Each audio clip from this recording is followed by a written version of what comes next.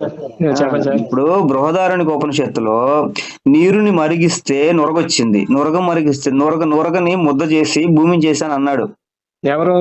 బృహదారణ్యక ఉపనిషత్తులో మీ బ్రహ్మ నాకు అవన్నీ నాకు ప్రజాపతి. తెలియదు సార్. నాకు తెలియదు సార్ అవి. మరి ముందు ముందు ముందు మీరు మీరు మీరు మీరు నమ్ముకున్న గ్రంథాలు చదవండి సార్. మీరు టిఎస్ కుమార్ గారికి నమస్కారం. బృహదారణ్యకోపనిషత్తులో నీరును మరిగించి ఆ వచ్చిన నొరగతో సృష్టిని చేశాడు దేవుడు అని మీరు అన్నారు. అది ఎట్లానో వివరించమని అడుగుతున్నారు. ఖచ్చితంగా వివరిస్తాము. అయితే మీరు చిన్న పని చేసి పెట్టాలి. ఆ మంత్రం ఏ అధ్యాయంలో ఉందో, ఏ మండలంలో ఉందో, ఆ మంత్రం సంఖ్య ఎంత, దాని దేవత పేరేంటి, ఆ ఋషి పేరేంటి, దాని ఛందస్సు ఏంటి వంటి విషయాలు మీరు తెలియచేస్తే ఖచ్చితంగా మీకు అర్థం చెప్తాము. ఇకపోతే నమ్ముకున్న గ్రంథాలు చదవండి సార్ అంటున్నారు. నమ్ముకున్న గ్రంథాలు అంటే ఏంటి? మీరు క్రైస్తవులుగా మారి బైబిల్ని పట్టుకుని దాన్ని చదువుకుంటూ అన్ని మత సిద్ధాంతాలు అలాగే ఉంటాయి అనుకోవటం అమాయకత్వం అవుతుందండి.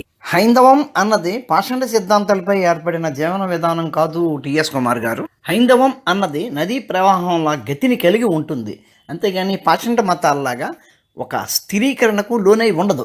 నమ్ముకున్న గ్రంథాలు ఏంటండి? ఇది అన్న పాషాండ మతం ఒక గ్రంథాన్ని నమ్ముకుని దాని మీద జీవించడానికి.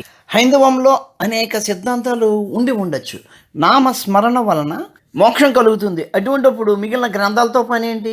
హైందవంలో నమ్ముకున్న గ్రంథాలు అంటూ ఏమి ఉండవండి. గ్రంథాలన్నీ వేదానుసారంగా ఉండాలి, వేదానుసారంగానే ఉంటాయి. అట్లా వేదానుసారంగానే ఉన్న ఒక భగవద్గీత చాలు మోక్షం పొందడానికి. అనేక గ్రంథాలు ఉన్నాయి అంటే ఉంటాయి. ఎవరికి నచ్చిన గ్రంథం వాళ్ళు ఫాలో అవుతారు, దాన్ని పట్టుకుని మోక్షానికి ప్రయత్నిస్తారు. అంతేగాని ఇక్కడ ఒక గ్రంథాన్నే పట్టుకుని అదే నిజము మిగిలిన గ్రంథాలు తప్పు అనే పద్ధతి ఇక్కడ లేదండి. మీరు ఒక గ్రంథాన్ని పట్టుకుని అక్కడ ఆగిపోయారు, అందుకని ఈ లోకమంతా అట్లాగే ఏదో గ్రంథాన్ని పట్టుకుని ఆగిపోతారు అనుకుంటే చాలా పొరపాటు. గమనించగలరండి. ఉంటాను. నమస్కారం. మిత్రులారా, ఈ వీడియో కనుక మీకు నచ్చినట్లయితే వెంటనే లైక్ చేయండి, షేర్ చేయండి, మీ కామెంట్ పెట్టండి. మన ఛానల్ని ఇంకా సబ్స్క్రైబ్ చేసి ఉండకపోతే వెంటనే సబ్స్క్రైబ్ చేయండి. ఉంటాను. నమస్కారం. మొత్తం మదంపై రాంబాణం.